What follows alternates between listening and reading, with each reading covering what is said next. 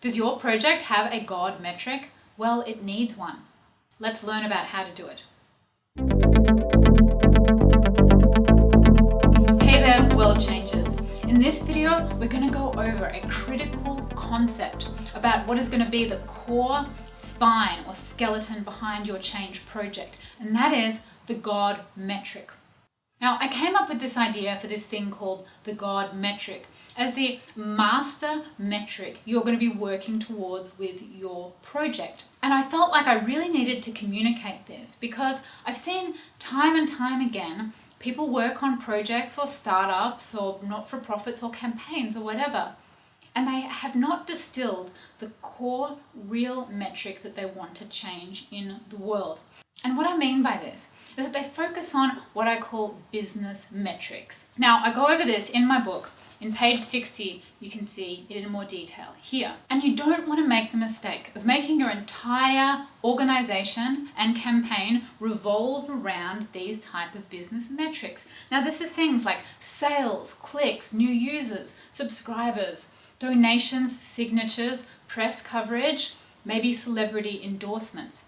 These are things that don't represent the fundamental environmental change that you want to make. What you want to identify is the core environmental, real-world metric that you want to change. And you have to be able to measure it in real-world matter. So this can be number of trees, tons of carbon dioxide, tons of waste to landfill, a number of lives saved, parts per million of a chemical, the number of animals have been born or saved from extinction. You really want to make sure that it's in the three-dimensional material environmental world.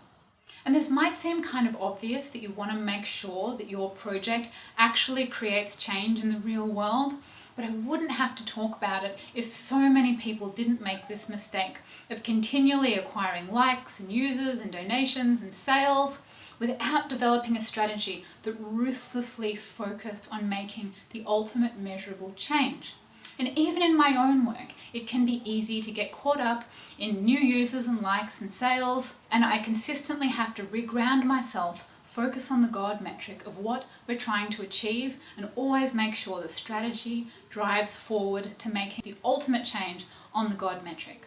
So have a think about what your God metric is for what you're trying to do.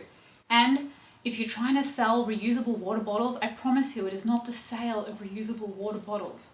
It is the net amount of plastic that is going into landfill, or maybe it's the embodied carbon dioxide or fossil fuels that are going into disposable plastic. You really want to think about asking the question, why?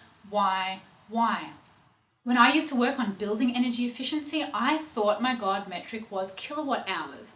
And then I started to think a little bit more deeply about it, and I realized that it was actually the total carbon emissions that a building was making through its electricity usage. And then I started really looking at the CO2 used in the electricity grid, and that is what got me started on Energy Lollipop, the Chrome extension and the app that shows you the CO2 emissions of the grid in just about real time. Make sure you've got a copy of the book and you start diving into the exercises in this first data chapter. It will underpin all of your creativity, your ideas, and your ability to really make change happen. And like the video, leave a comment, sign up to my website, katiepatrick.com, and I will see you for more data lessons in the next video.